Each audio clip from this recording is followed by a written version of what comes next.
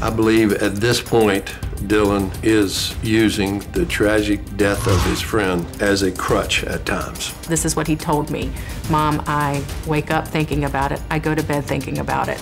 Now it's been well over 2 years, and I still see him posting things about this on social media.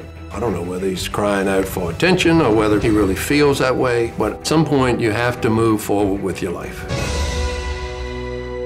Well, Dylan says his stepdad, Thomas, does not understand the grief he went through when his friend died and only talks to him when he's doing something wrong. Now, Dylan says his father, Don, loves him unconditionally, but even Don says it's a bad idea for Dylan to own guns. He's acting police chief in his town, and so he is going to join us via Skype. So, Don, thank you so much for joining us. Oh, thank you for having me. Don, you've been listening to what we've been talking about so far, right? I sure have.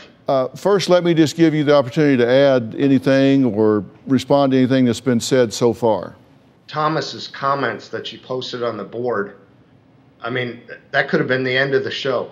I mean, how can this kid exist or survive or thrive if that's what he's up against? I mean, whether you like it or not, when you married his mother, this is your stepchild. And it's just disgusting that that's your mindset. Given that you assess this to be a toxic condition for him, one in which you believe that he cannot flourish, why is Dylan not with you? He absolutely has the choice to be with me, so that's a great question. I've encouraged it. His home life is, you know, how accurate it is, I don't live there, so I don't know, but it's described essentially as a prison.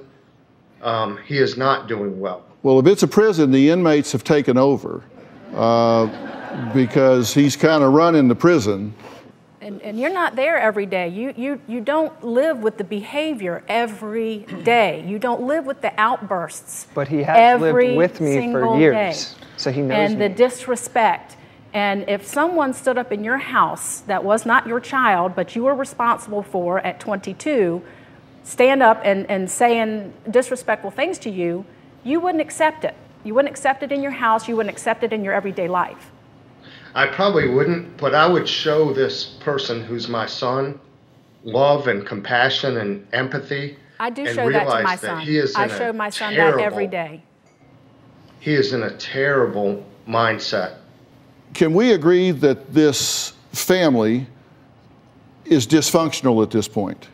Yes. That it's not working? 100% we and are dysfunctional. My biggest concern is that you're okay with this dysfunctional family unit. You're saying, I'm good. For where I'm 22, I'm okay with where I am.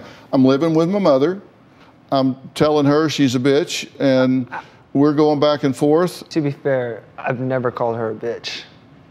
Now, does he drop the bomb on me every other sentence? Yes. He might as well have called me a bitch. Okay. Is that a way to talk to your mother? No, but she was being pushy and I got upset. Okay, but means forget what I just said. I'm now going to tell you what I really mean. You said no, but. So the I said, no. Is it the way you talk to your mother? No, but she pissed me off. So what you really mean is, yeah, if you make me mad, then it's okay. No, I don't agree with that. So we have a terrible dynamic between us. I'm a smother. I literally am a smother. Still at 22, I'm not the mother, I'm the smother. I am worried about what's happening with him.